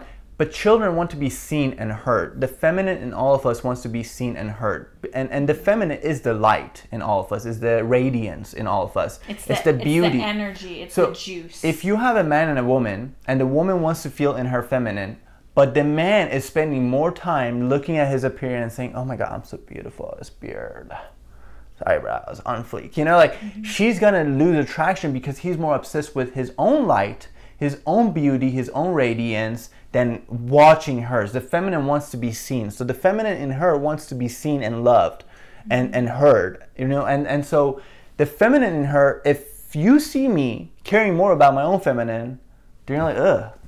But this beard takes a long time, guys. You know what I'm saying? So anyways. Or if another indication that a man is too much in his feminine is a man who cannot control his emotions and cannot either emotionally regulate, which means he can diffuse and transmute his emotions and regulate his nervous system and not get amped up and like crazy. That's an indication. But also be able to convey your emotions and that emotional intelligence, right? Be able to convey it. Yeah, for sure. Yeah, so the whole point was, being able to dance into these poles, you are able to create situations that attraction actually does happen. Yeah, but it comes from you being already developed in both of these energies, right? You can embody your masculine, you can make decisions, you can lead people, you can create structure, you can create a container for whatever your situation you're in, but you can also be in your feminine in the next 2 hours and be playing, be dancing, be in your pleasure. Yeah. Be trusting. Yeah. And just being in the moment, being present. That is the feminine. So developing that inner union and seeing that reflected in who you start to attract and who you date. And the masculine and the feminine, all of us, first has to be, so the masculine is what gives a feeling of trust and certainty. I can trust, like, when I think of like a great man, that's a man I can trust. When I think about Jesus, for example, I can trust Jesus. That's a good point. I can trust him to do what he's going to say. He said, it's integrity. That's a masculine. And that's the difference with man children or men too in their feminine is normally it's a lack of integrity. They'll be talking and saying shit, but they won't actually follow through and take masculine action and make it happen. So like, oh, I want a girl, blah, blah, blah. But they're too scared to come up and talk to a woman or be like, hey, you look really beautiful today or whatever, taking that masculine action. So it's integrity, follow through, honoring your word. These are basic masculine concepts. Yeah, and the masculine is trustworthy, but the way you get to that is you have to trust your own masculine first. Yeah, How can I fully believe that she can trust me when I don't trust me? When I haven't done things, when I haven't kept my word to myself, when I haven't said to myself, hey, tomorrow I'm going to wake up at 6 a.m. and then I don't. And then I say, oh, I'm going to quit smoking, and then I don't. And then like, how am I supposed to expect her to trust me? She shouldn't. That'd be wrong for her to do that. And that's where when you're trying to find and you're dating someone as the feminine, if you want to be in the feminine, is it's not intentional, but just having these tests, these situations that come up. And it's normally unconscious, the feminine testing the masculine, but these situations that come up where he's challenged to put action to his words. So for instance, when PJ and I met, again, he didn't understand the concept of boundaries. He wasn't familiar with them. I had to abreast him of the idea, and he even read a book all about it. And he encountered these situations with other women where he had to set a boundary. He had to have tough conversations, take masculine action, and honor his word. And he did. Sorry to interrupt. I think it will go up here. Link up here to my video called My Journey with Boundaries. If you're interested in kind of my personal journey with learning that and how I went about it and what books helped me in that, check out that link. It may go up there. I don't know right now. But boundaries are so important as a man. Yeah, follow through, integrity, trust. I'm taking the link go up there. But anyways, the point is that that element is super important. The element of trust. And the feminine, likewise, like if you want to be in the feminine in the relationship, what you need to do is in your own personal life, put your feminine into practice. Like you want to be more embodying your feminine in the relationship. But if you never dance, if you never surrender, if you never give up control, how the heck do you expect to be treated in that way when you haven't even stepped into that? Yeah. So here's my kind of question also for you and like a discussion. What do you think about a situation where a man goes on a date with a woman, the woman is very much in her masculine, but wants to be treated as a feminine in the relationship. In that situation, to create sexual attraction for that man with her, does that man have to A, overpower her masculine by being more masculine, or B, does he step into her feminine and therefore create a pole attraction and therefore sexual attraction? I'm gonna answer myself in a second, like right now, and then I want to hear your thoughts. I think what he can do is, if that woman actually wants to be in her masculine, which I said the situation she doesn't, she actually wants to be in her feminine. In this particular situation, what he needs to do is overpower her masculine.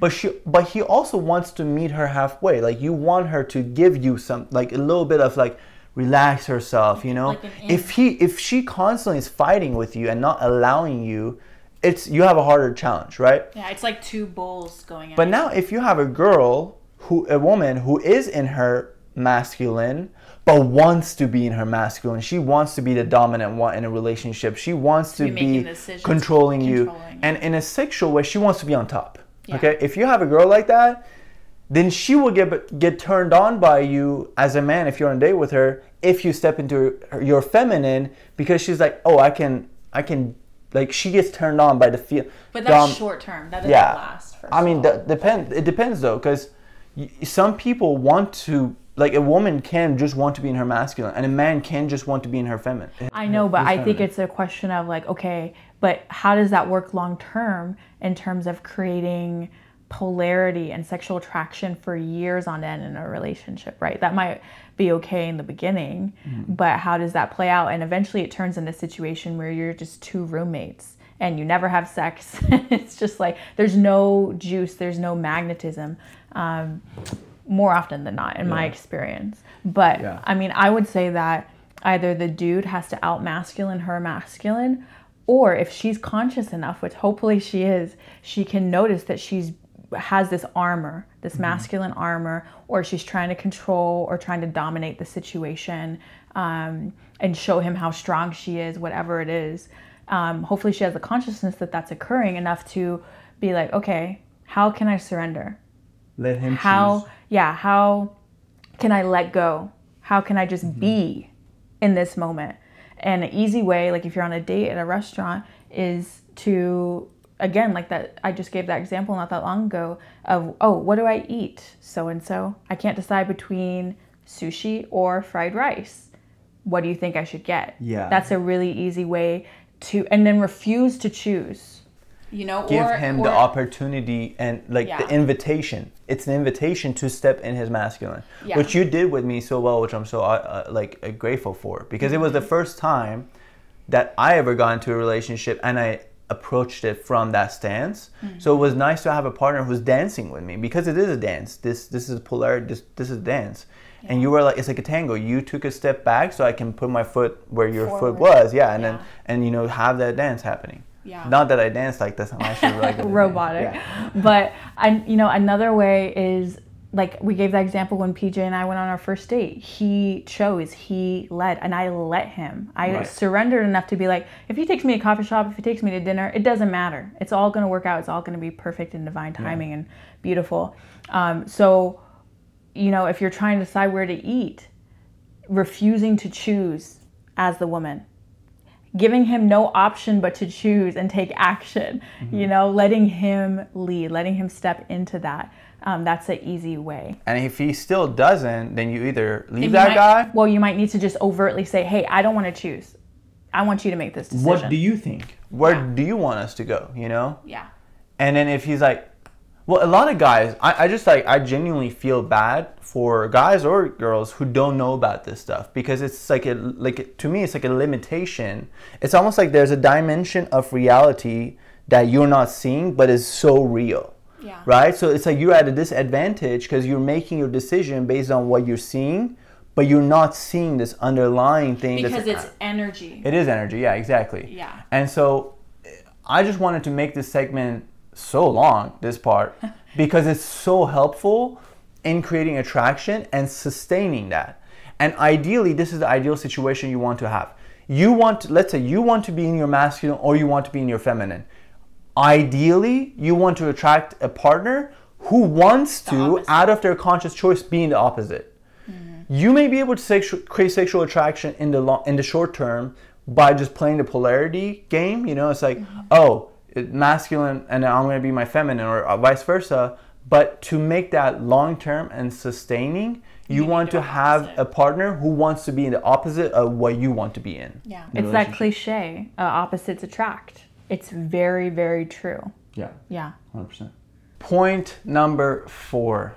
This sentence, this phrase, when I heard it back in the days, it changed my life. Truly. Had a massive impact on me, and I heard it from a gentleman online named Vince Del Monte, and it's a phrase his mom told him. Anyways, he's a fitness influencer, or was, and he said this: stop trying to find the right person, start trying to become the right person. And the reason earlier I said I have 2 points that both have to do with work on yourself, just approaching it in different ways, is because this is a point that relates to that point number 2 very well. Because it's like, again, become, like, instead of trying to find that person, become who that person that you would be attracted to would be attracted to. Yeah. It's that same thing, you know. And the way I wanted to approach it here is, in this point, is the last point we made was that opposites attract. So you have 2 poles, the opposites attract. Mm-hmm. But in a certain level, in a certain degree, equals attract. So when you talk, like, I don't exactly know how to... I think it's when it's about, like, sexuality, opposites attract. Yes. But when it's about... energy. So physical, like, not that the masculine and feminine is not energy, but it's physical, right? Physical sexual attraction, right? Yeah. That takes opposites. Mm-hmm. It's like in this 3D reality, it takes opposites. Yeah. But on a higher spiritual dimension, it equals attract. So I think the equals attract is like more like a higher dimensional way of thinking about it. Yeah. But what I mean by equals attract is like this. It's like 2 people will be attracted to each other if they feel equal to each other in status, in a sense, right? Yeah. So famous people, I used to always wonder about this. I was like, famous people have these die-hard fans that literally cry for them, like Justin Bieber, and die for them, and they're like, they have that person's photos all over their room. I was like, why don't they just get with one of these people? Why do they always get with someone famous? Like, why does Angelina Jolie date Brad Pitt? Why, like, I was like, why? Like, why is it that every time you see a famous person on the red carpet, you know their significant other too? Mm-hmm. You know, I was just always confused by that, because I was like, if it was me, I would just want to get with one of these crazy diehard fans that are just like insane about me and they're like worship me. But what I realized is that people need to feel equal in a relationship. And similar. Yeah, and so they don't want to feel like their partner is higher than them or above them and they're lower, or vice versa. Yeah. Because there, in that situation, there will be a lack of respect and there will be a lack of understanding. Yeah. Like, the reason these famous people date each other is because this person is going to get me, right? They're going to get my challenges, they're going to get my life situation, they're going to understand me, and there's that connection, there's that equality. Whereas in the sexual sense, you want the opposite, right? You want opposites attract. Mm-hmm. So it's just something to understand, and ultimately I just wanted to mention that because that sentence was so monumental in shaping the direction of how I went about attracting the one into my life. And I just believe it to be true based on my own life experience and lived experience. I think it's just embodying that which you seek externally. You know, like, if I want $3,000 extra, what do I have to do to be the person that has that extra $3,000, or whatever you're seeking and desiring? Mm-hmm. What things do I need to put in place? What do I need to embody? How do I need to feel? That self-image also. Yeah, all of it. Yeah. You know, how would I move if I had what I desired? You know, what kind of person would I be? So. Yeah. Mm-hmm. So you want to walk around as if like you're already a billionaire? You know what I mean? Not even like just that vibe of like completeness, wholeness, abundance, you know? Mm-hmm. And then you attract that into your life in many shapes and forms. Yeah. That's that for that point. Mm-hmm. Next point. Point number 5. The ending to this long journey. It takes a lot to attract the one, y'all. It takes a lot. It takes a long time. Years in the making. God, a lot of work, a lot of tears, blood, sweat, and tears. A lot went into this, so I'm just glad you're here. I'm done. Yeah, if you've made it this far into the video, kudos. We're celebrating. You're gonna attract the one. Yeah. Yeah. Right after you finish this video, give us a like and a subscribe. Then for sure, no, if you hit the notification bell, that's when you know for sure they're gonna show up. All right. So this point is actually something it's a background of my phone. It's a saying by Jesus, and it's something that I just grow more and more into understanding how deep of a concept it is. Mm-hmm. And it's a saying by Jesus that says, seek ye first the kingdom of God, or the kingdom of heaven, and all these things shall be added unto you. So what this means to me, and the point is actually like, be with God first. And what this means to me is, in my own experience, as I've grown closer to God through meditation, through prayer, through practices like Qigong and things like that, and just practicing being that which I am learning through meditation and prayer, like the messages that I'm receiving, actually acting upon them and living them out. Yeah, like if God says, hey, don't send that text, then I should listen, and don't send that nasty text I was going to say. Or if God says, hey, if you like if I feel this intuitive nudge, like quit this, do this, like actually following on that, I feel like I've grown closer to God and understanding how God talks to me and operates, right? And so what I mean by this point of seek God first, or seek ye first the kingdom of heaven, is seek first things that are of a spiritual nature, that are beyond this world, or that are evolving for your soul and your development and your happiness. Yeah, and some people who are on a more like material perspective say like value happiness first, or like make it but for me it's like I'm just gonna go straight to the meat and potatoes and say value God first. Like all that stuff to me is beating around the bush. And it's more like trying to say in a secular way versus like saying like, no, y'all need to buy. No, I'm just kidding. But seek ye God first is value things of the spiritual plane first and foremost, and make that be the primary. Yeah, your relationship to spirit, to God, to your soul's evolution in this life, letting that be the primary, and letting everything else be icing on the cake. Because the physical is secondary, yet when we just go based on what we see, we think that the physical is primary. I think I feel like the whole of humanity is in a mass illusion of thinking that the physical is all there is, and that the physical is primary, and that the insanity that we see in the world, I truly believe, is based upon having a purely materialistic view. And only seeing the physical, and only going based on that, and lacking the spiritual perspective.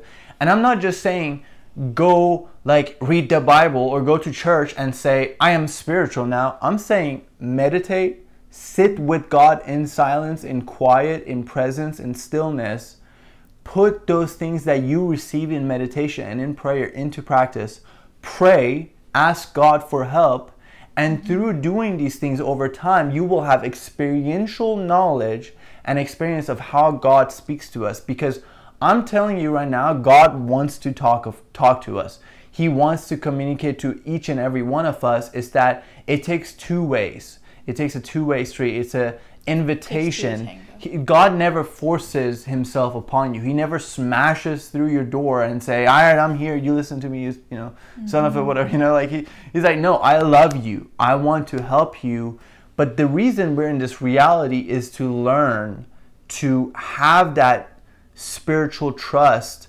And I feel like the reason he just doesn't just barge in or just jump in and help you without you asking is because he wants you to use your free will and learn what love is through that conscious choice of choosing love, choosing to let love in. That's a different energy than, like, if I had no choice but to love you, versus you like waiting for an invitation, to give me unconditional love. It's a different thing, right? If you just jumped in here, you're like, you're gonna love me or else, like that's not love, right? And if I had no choice in that, that'd be slavery, not freedom. And God has given us freedom and free choice, and God bless the United States. But well, here's how I interpret this. For me, is like I said, your soul's evolution and your own happiness being the primary goal. So when I was dating, and right before I met PJ, my goal wasn't to find my person. My goal was to evolve my soul, to reconnect with God after a super toxic relationship, to evolve my spirituality, to really go inward and really embody who I am as a woman and who I want to be.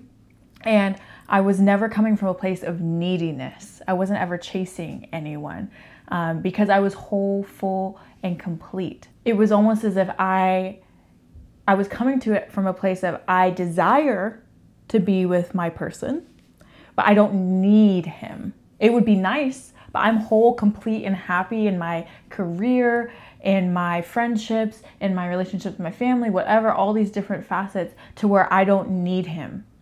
Because I also have a connection to God. And from that space, everything else flows. Everything else is easeful.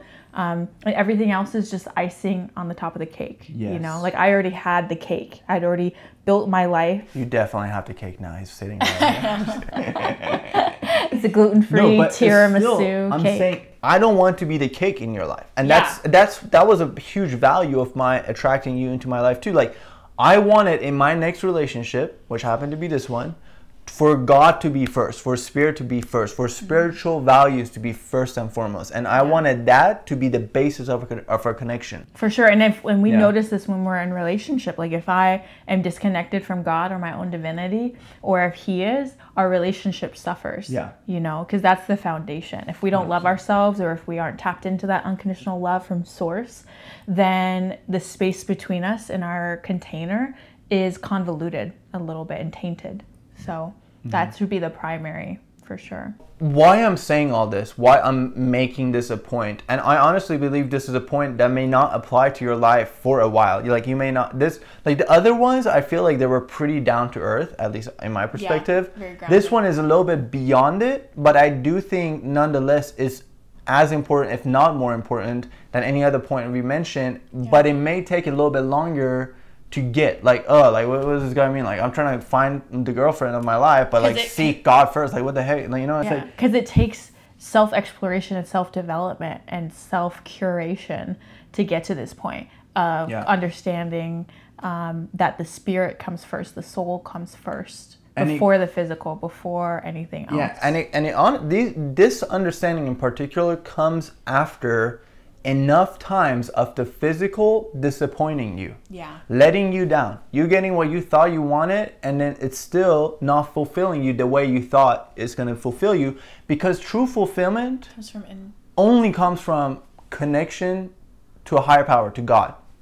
Like, that's the bottom line. And I mean, obviously you can say that life situations play a part in that. Like, if I was homeless right now, or like broke, or like whatever, I feel like maybe that would play a part, but still the connection to God would overpower that. And that's something that Jesus demonstrated to us, in my perspective, that on the cross, which is the hardest situation anyone can be in, you know, on the cross, still saying, Father, forgive them, for they know not what they do, still saying, I forgive them, still loving, you know, still being connected to that.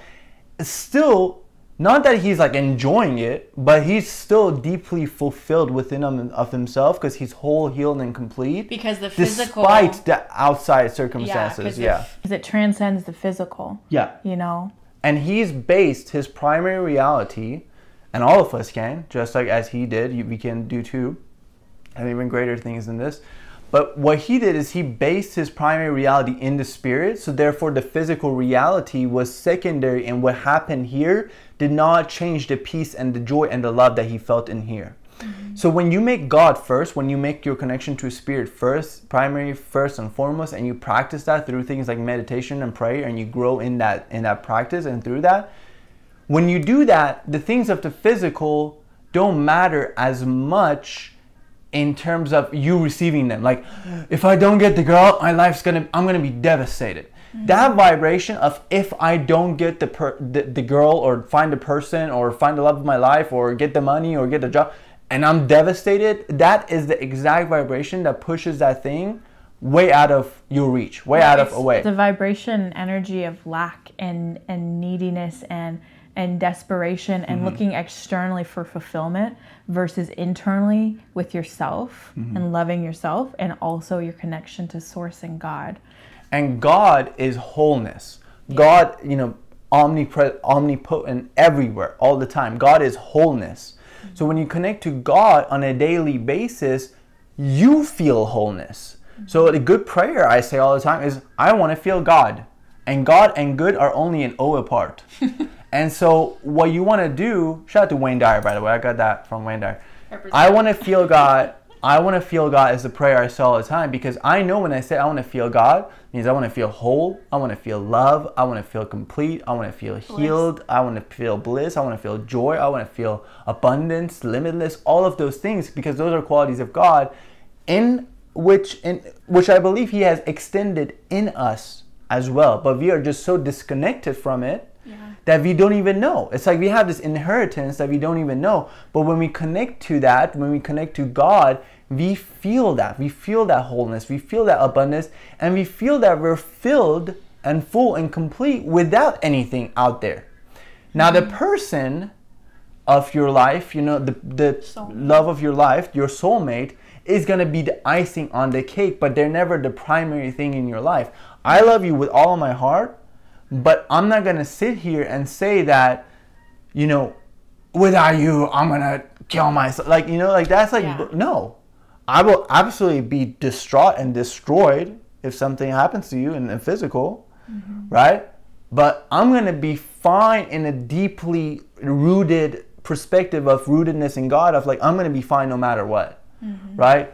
Even if you put me in a whatever situation, I'm going to be fine. I think it's maintaining and being able to access these levels of bliss and joy and pleasure and happiness, self-sourcing that, and not looking externally, whether that's your partner, whether that's needing alcohol to get high or smoking weed to get high or anything else that you do, to seek these states of bliss and joy and connection when you can just go straight to the source via sobriety and just connect with God. But it's this devotion that it takes to connect on the regular, on the daily, making that be your intention, is to experience the bliss and unconditional love of God in every moment, every day. That takes devotion and discipline in the beginning. And then it's just effortless to the point where now, you know, we can close our eyes and we're immediately naturally high and we're immediately in 5D, whatever you want to call it, you know? But that took effort and that took work before meeting each other and after. And it feeds our relationship because we're not so dependent on the other person all the time for attention, for love, for pleasure, for all those things, because we've learned how to self-source that prior to even meeting each other.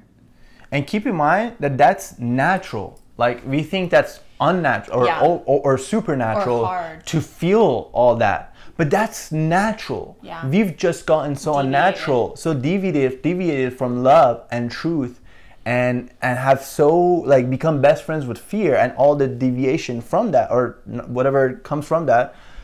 All of those things, we've become so familiar with those that the unnatural, the fear, the anxiety, the worry, the anxiousness, the hate, the anger, those have become natural. That's unnatural. Our default state. That's not our default. Our default is love. Our default is pure spirit. Our default is joy.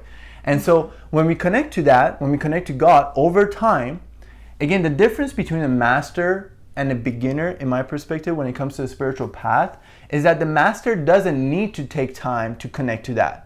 Jesus walked around 100% connected all the time. Never stopped. That connection, that link between him and God never stopped.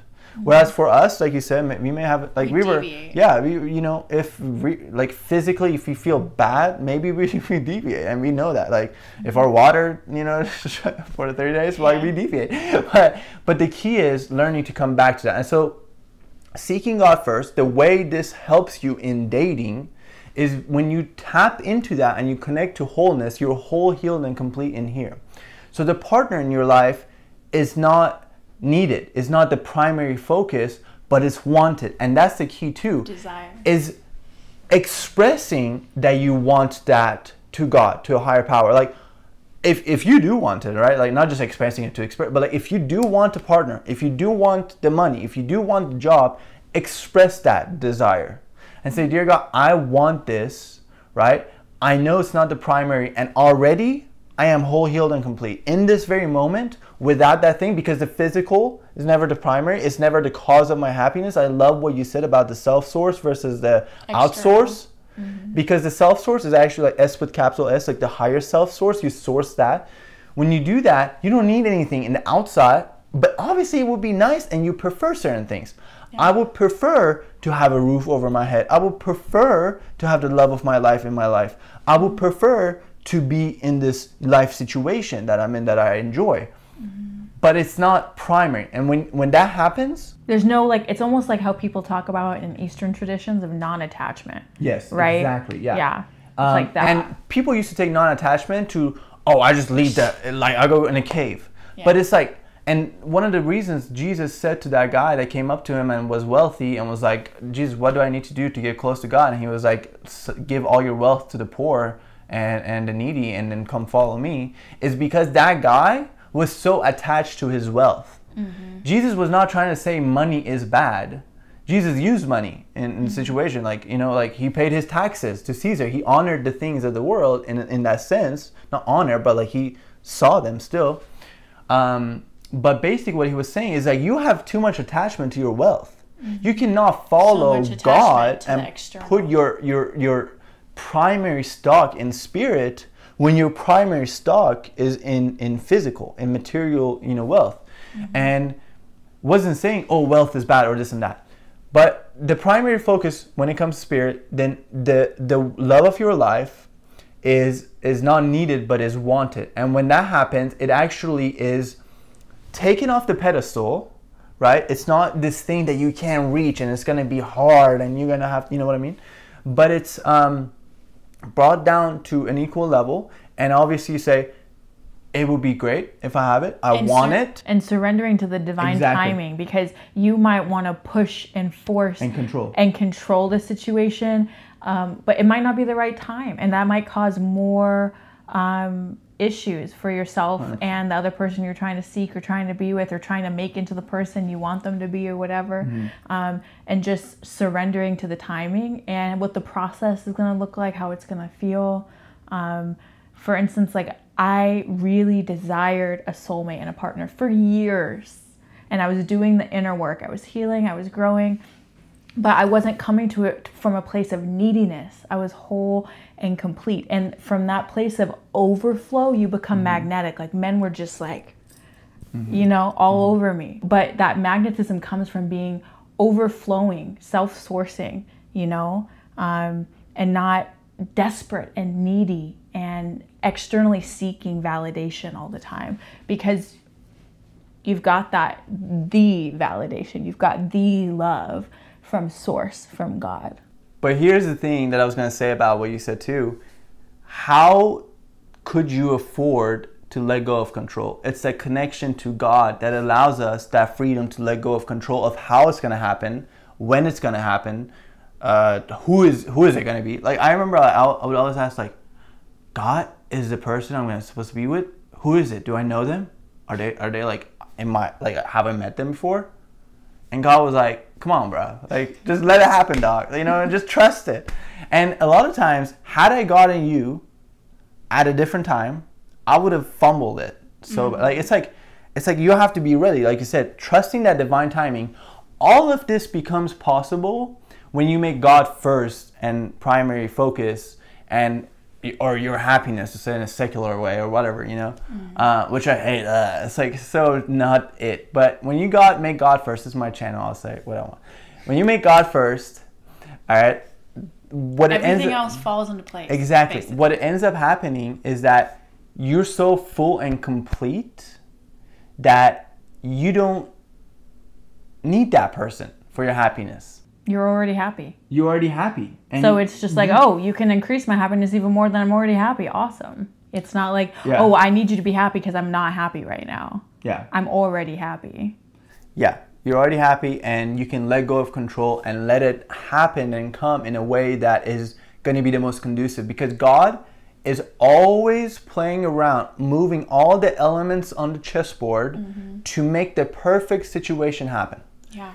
She wasn't even almost going to not be there when we first met, you know. I happened to meet the right person at the right time. These things happen not by our control, but by trusting God's design and will and taking action when He guides us to take action in certain ways, right?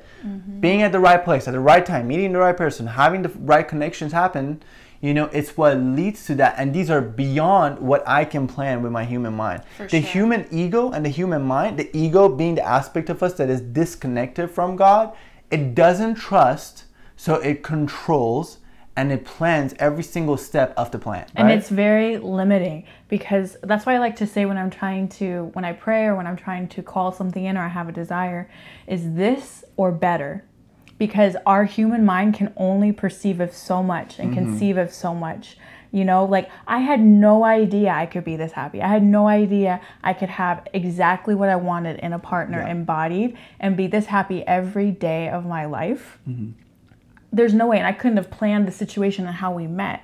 And so surrendering, that is a huge one. And yeah, this or better. And just being open to the possibilities and the whole experience and all the growth or the lessons and the sensations of whatever you're moving through that God has put in front of you. Yeah. And let the universe wow you, as Phil Good would say, one of my favorite spiritual teachers. As he would say, let the universe wow you, let God wow you and blow your mind and show you what's possible for you, because God, like the sorting hat in Harry Potter, wants to give you what's best for you. I feel like I'm such a youth pastor, like using this like Harry Potter, like God, like the sorting hat, like God. I've like literally read every Harry Potter book at least 20 times. I am such a Potter nerd. I know every detail. And I finally was able to share it with him. He watched all the movies. He hasn't read the books. And so now it's so beautiful to be able to connect on something I am so nerdy about and be able to find these spiritual illusions and allegories within and archetypes within this story, because it can go so deep and there's so many layers. So that's why it's very present for him, Harry Potter, and all the metaphors embedded within the Harry Potter world. And how good is that you didn't make that be a non-negotiable value. Right. I wasn't like you have to have read every Harry Potter. If you haven't read Harry Potter, you're not the one. Yeah. You're not the chosen one. Yeah. You know what I'm saying? Like Harry. You know what I mean? You're not the chosen one. And so, but then that wouldn't allow us to lead into what it has led us into, right? If you had made a non-negotiable value, I would not have the pleasure of having that you introduce that to me and be, you know, whatever. So anyways, like it all ties together, but basically the point is the ego doesn't trust, so it wants to control and plan every detail, but it only knows what it knows. It only knows what it has experienced. It doesn't know the limitless potential and possibilities that exist. I did not know you are a person that exists. So when I, as an ego, would ask for a person, the love of my life, I would only ask for the girls I've already met. Yeah. Which none of which were qualities that you'd would have been perfect for me, would have been the one for me, right? But because I trusted the universe, God, that when I express what I want, like the sorting hat, like you can express the sorting hat, hey, I want to be in Gryffindor, right? And then the sorting hat will take that into account, but say if you were a Slytherin, that would actually benefit you more and your journey. So I'm going to choose the higher path, the higher route for you, make you Slytherin, even though it's not what you thought you wanted, but it's actually going to be what you want. Because when God gives you what you want, it may not always be what you thought you want, but it's exactly what you want. And that's the way it works with trusting that. So getting clear about what you want, trusting the plan of God, and saying how this comes into being, I don't know. I leave that to you. Surrender. Just guide me to the right actions. I've already expressed what I want. I know you're going to take that into consideration and give me exactly what I want, because God's will for us is perfect happiness. He wants to give you what will make you perfectly happy beyond your wildest dreams, and we just got to allow Him to do that, you know, surrender in that feminine in a way, and have Him be the Father, be the masculine, be God, and give to us and receive that, right? And so that's the video. I hope it helps you. These are time tried and proven and hard learned lessons that in hindsight it's like duh, right? Like how did I not know this? Like how did I not know if I don't chase her and like make her my whole life that she'll be more attracted to me? You know what I mean? Like, but these are things that I have learned from my own experience, and I'm sharing this with you, and I never want to share anything on my channel with you that I can't vouch for based on my own lived experience. So I hope you enjoy it. I know I enjoyed it because I was doing it and making the video with the person whom I enjoy the most. So I'm very happy to be here with you, and I'm glad that I got clear about what I want. This is such a sermon. This is like such a like past youth pastor vibe. That I got clear about what I want in a partner and what that partner would feel like. Values, non-negotiables. Yeah, and got clear about those. I worked on myself. Then I learned about polarity and masculine and feminine energy. Then I stopped trying to find the right person and instead tried to become the right person. And lastly, I seeked first the kingdom of heaven, and all these things were added onto me. So that's it. Boom. So hope you guys enjoyed it. If you did enjoy it and want to see more videos from us like this on this channel, please let me know in the comments. If you've stayed till this long, you probably are already subscribed to my channel, but if you're not, please do. That really helps me out in making more of these, and give it a thumbs up if you like this video, and don't give it a thumbs down if you didn't. So yeah, please and thank you. keep your disappointment to yourself. Just keep that to yourself. No, I'm just kidding. Only love. Even that's all good. You know, you have free will. You know, it's just not just not the higher path for you to choose that, but it's all good. I dislike you. I dislike what you're saying. I dislike your truth. No, it's all good. Yeah, to each their own. It's all good. There are people I would dislike, though. You know what I'm saying? I know, but I wouldn't feel the need to like tell someone, hey, I dislike you. I don't like what you're saying. Like I just be like, okay, it doesn't resonate. Let me move on. The videos I have disliked were like how to build a Google account, and you watch it and it's not at all about effective, that. Yeah. So I downvote it so that it like gets taken off the search and actually the answer to the question stuff gets put on there. Yeah. But anyways, hope our pain is valuable for you. These lessons were hard learned, and I'm just happy to share it with you. Please like, subscribe, share with your friends, all that good stuff. Hit that notification bell, even though I don't really do that, but if you want to do that, you do that. And any last word for our audience, Victoria? No. Just be love. Yeah. And be well. And thank you for receiving everything we have divulged to you. Much appreciated. Thank you very much, and hope to see you guys in the next video. Bye.